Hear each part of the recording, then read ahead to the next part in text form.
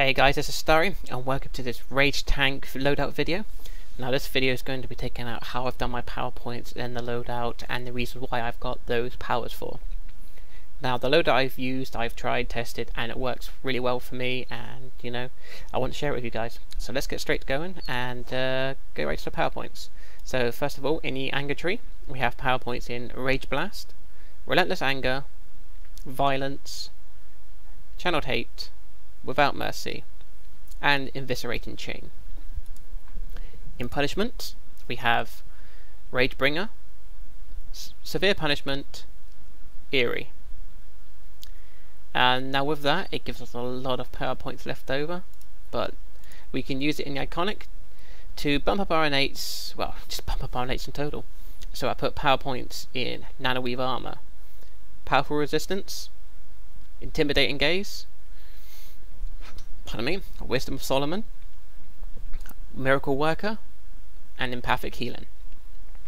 Obviously, with the power points left over, extra defense, extra health, extra dominance, just to get a little bit more extra on our power pool. And then I decided to put the power points for in the healings ones for.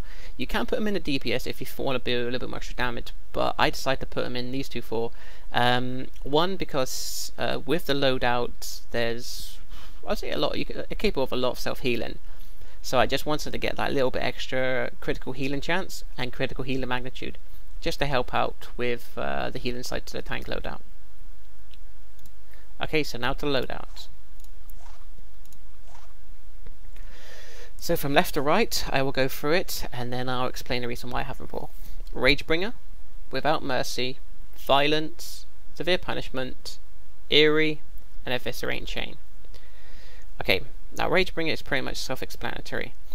It's our AoE pool, bit like an escapable storm. So this is our primary pool. We have Without Mercy.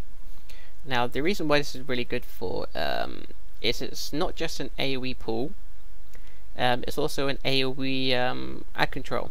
So when it pulls them in, it will, and then basically it will lift them up into the air, giving you some control and CC abilities over a great big group of ads. So yeah, and this has a quite quick cooldown time on it. Plus, also a good side to it though is also you get healing from it. Now, the more damage you do to them, it's a more equal proportion of the healing you get from it. So, and it can be used when controlled. So if you need a bit of healing, you can use this, or for the big group of ads and you're controlled, you can still use this and pull them in, then lift them up into the air. It's just really, really good for ad control and a nice AoE pool as well. Then we have Violence. This is pretty much primary for to go with Without Mercy and to do with the Rage Crash. Now Without Mercy, as I said before, it's a pull, a heal, and a nice ad control because it will like knock them into the air for you. Well, Violence will do the opposite. When you activate this, everything else around you will get knocked down straight to the floor. So if you actually use these two skills together, it gives you a lot of crowd control ability. Plus also the main reason why this is for is a long-lasting aura, and the main reason for it though is it significantly reduces the damage you take from Rage Crash. So if you don't cleanse Rage Crash properly and you still have this on, the damage you would take from it will be well, a lot less than what it would have been. So there's a chance it won't one-shot you with this on. Plus also this is a close range damage in AoE, so you're also doing some nice damage to everything near you while this is on. So it's a AoE damage over time, there's a CC knockdown effect, and it's a long-lasting aura to reduce the amount of reduce the Rage Crash damage you would take. And then we have Severe Punishment. This is our primary, like you should say, think of it as a shield. The first Vengeance puts you in Unstoppable Frenzy. Basically for 8 seconds it heals back all damage you take, which then if you don't cleanse it after 8 seconds you will take Rage Crash. That means all the damage you took in those 8 seconds will come back to you immediately, and it could one-shot you if you don't have enough HP. But also a nice thing to this one for is you gain control resistance and a 10% HP bonus. Plus it can be used when controlled. So if you get knocked down to the floor and you know you're gonna take a lot of damage, you can just pop this, and even when you're on the floor, It's going to heal back all the damage you did, so when you're able to get up, you're able to cleanse it again. Now, the way to cleanse it is there's a heartbeat to it. How do I explain it?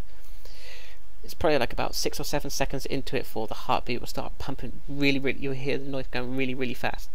That's probably when the time to use the eviscerating chain to cleanse it. Else you'll suffer from rage crash. And then we have Eerie. Nice way to put this, it's like a breakout. It can use a control effect. Basically, focus your searing anger, freeing you from control effects and healing yourself instantly.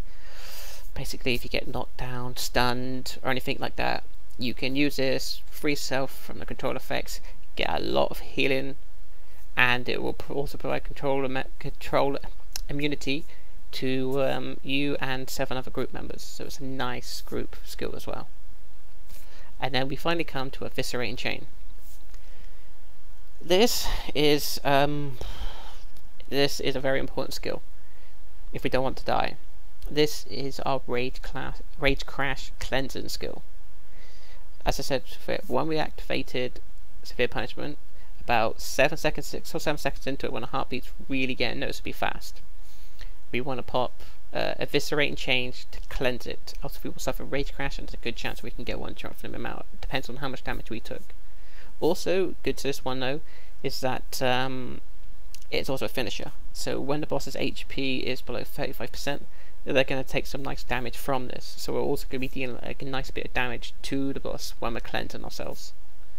Plus also, if you really want to, you can clip this with a consumable, or you can clip it with Eerie. All that kind of stuff, so you just don't have to think, oh crap, I have to use it and then I'm going to get stuck and they're going to kill me. You can use a consumable to clip it, or you can clip it with Eerie. Anything like that.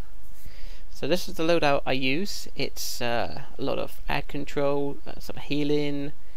I don't know if I put it. It just works really well for me. It works really well in Nexus, Paradox, and in A and B. So this is the finished loadout. So I hope this will benefit you guys. Try it out for yourselves. Let me know how you get on. Maybe you have some additional things that you've worked that could work better. Let me know. I'm always interested to try out other loadouts to see if they actually are better than this one. So thank you very much for watching this, and until next time, I'll see you then. Beware my power. Green Lantern's light!